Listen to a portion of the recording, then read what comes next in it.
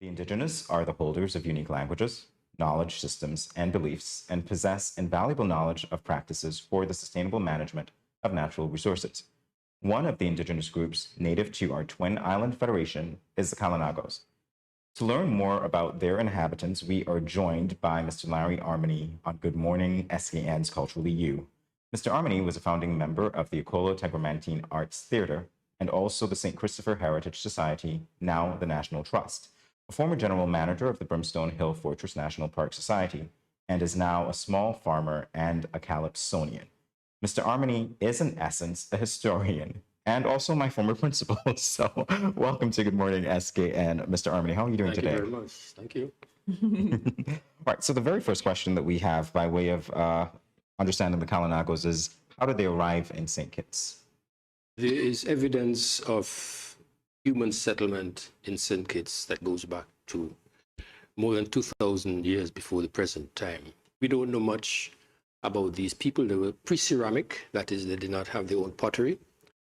They did not make pottery. They did not. So there were not many made objects. But we know from middens, that is, areas where you have a lot of shells and so on, where they gathered to eat and participate together in feasting on the food that they harvested from the sea. There were many waves subsequently of migrants coming mainly from the area that is presently occupied by Venezuela and the Guyanas, Orinoco River area, to these islands that can be dated to about 1,200 or so years before the present time. So amongst these people were the Kalinago. Now the Kalinago I might speak a little bit more to that later on. But there were these successive ways, and they were very, very adept and proficient seafarers. They made and traveled in canoes that could hold up to 20 persons. And for many years, hundreds of years before the arrival of the Europeans, they traversed these islands of the Caribbean, and there was a very robust trade amongst the various settlements in the Caribbean islands, chain of islands, as well as with the mainland of South America. So the Kalinago, by archaeological investigations here in St. Kitts, were here, it is estimated, some 900 to 1,200 years ago. And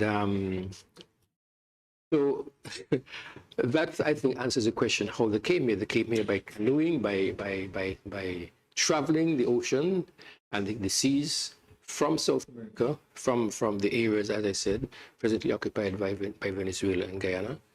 And they traversed these islands and they established themselves in many of the islands of the Caribbean. I think you've also given us some insight into a little bit of their culture, because I was very fascinated when you mentioned that they made canoes that could, hold about 20 people, etc. Is there anything else culturally that you would have to tell us about them? They are identified by their ceramic remains that have been discovered. The pottery, the ornaments and so on that they created, the stone tools as well that they made.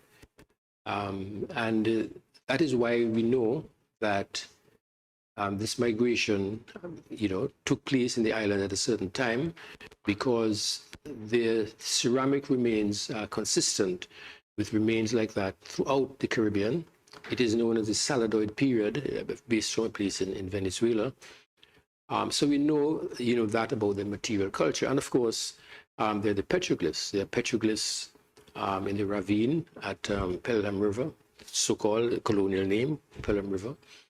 And there are petroglyphs elsewhere, scattered here and there in St. Kitts. I don't know if any petroglyphs have been discovered in Nevis, but I know that middens that predated the arrival, have been discovered in Nevis. So yes, there are these elements of the material culture which have remained. Many of us know about the petroglyphs. These are engravings in stone, in the sandstone on the ravine of this river, and which which, you know, is testament to the presence of these people. And of course, there also are other petroglyphs that occur elsewhere scattered. For example, there are two huge ones at the road going to Wingfield and so on, and there are others here and there. So these, you could say, are testament. The ones at the Pelham River, I like to call it Bloody River, because it was given that name after a terrible massacre in 1626 of these people. When the Europeans first arrived here, specifically when Thomas Warner arrived here, he was welcomed by the Kalinago and succored, in a sense, the first colonists. They were taught, they were introduced to techniques in agriculture, in harvesting, in farming certain local products, cassava, beans, maize, and so on, which stood them in very good stead when their crops were destroyed by hurricane and so on. So they enabled the early settlers to survive.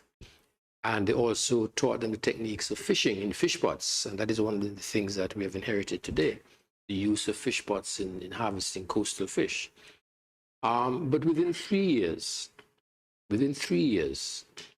Teguman, the chief, and in fact, the English built their settlement between the two rivers that were populated by the Kalinago. But within 3 years, Teguman was assassinated as he lay sleeping in his hammock. And then there was the bloody massacre. And this is a very signature event in Caribbean history, in world history, because it, in a sense, established a tone and thrust of the genocide that was perpetrated amongst native peoples everywhere. I wanted to know, what influence does the indigenous, or did the indigenous people have on our present day culture? Well, it's difficult because, as I said, there's very little material remains. And I would just like to mention that there was an archaeological survey done at Bloody River in 1998, and discovered that there's deterioration of the petroglyphs, and recommendations were made for their conservation, and also the recommendation was made that castings be made of the petroglyphs, and then so that they can be reproduced and placed somewhere else which is safe. Of course, they will always remain there in Bloody River because that is one of the testaments to the thing. And there are certain elements of the intangible culture. I mean, many of the words that we place names, and when I speak about the Kalinago, I have to extend it beyond St. Kitts Nevis, because it's, as I said, they inhabited the Caribbean, particularly the Lesser Antilles, so-called the smaller islands in the Eastern Caribbean, and there are lots of place names there as well. I mentioned to you the contribution to the early colonists in St. Kitts. And as I said, the place names, the other names, hurricane, for example, I mean, many children learn this in primary school, is derived from a Kalinago word. My name, actually, I might just mention in passing here, I'm a Calypsonian, and Alamulu is a Kalinago word. There was a French priest, Père Breton, who lived among the islands in the 17th century. He lived in St. Vincent, and amongst St. Vincent, Dominica, Guadeloupe, who learned or tried to learn the language so that he could convert people to Christianity.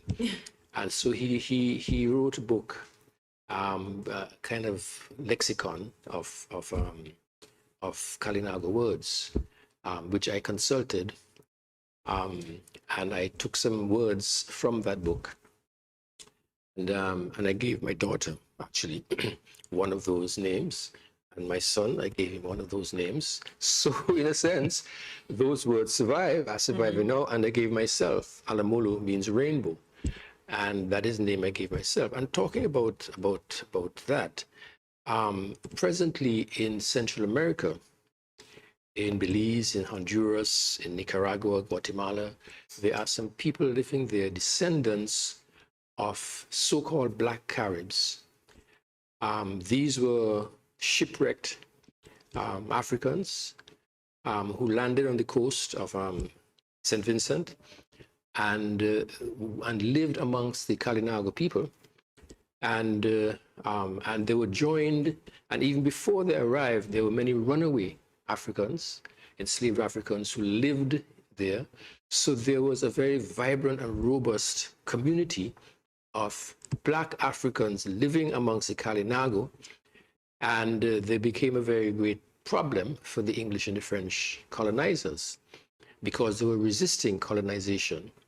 And eventually, when they were defeated, many of them, particularly those who had a more African phenotype, who looked more African, were transported to an island off the coast of Central America, Roatan Island, and later on they moved into what is now Belize, and they retained many elements of Kalinago, of Kalinago culture, including the language.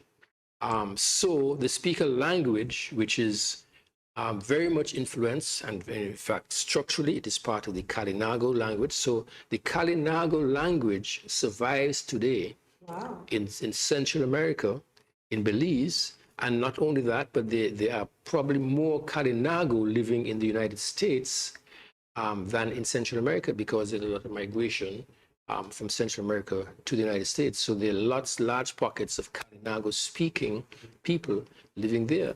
And when, just by way of example, I put Alamulu into a search engine, I came up with the Garifuna, because they also have written books about their culture and about their language. And there was my name, Alamulu, as part of the Kalinago language.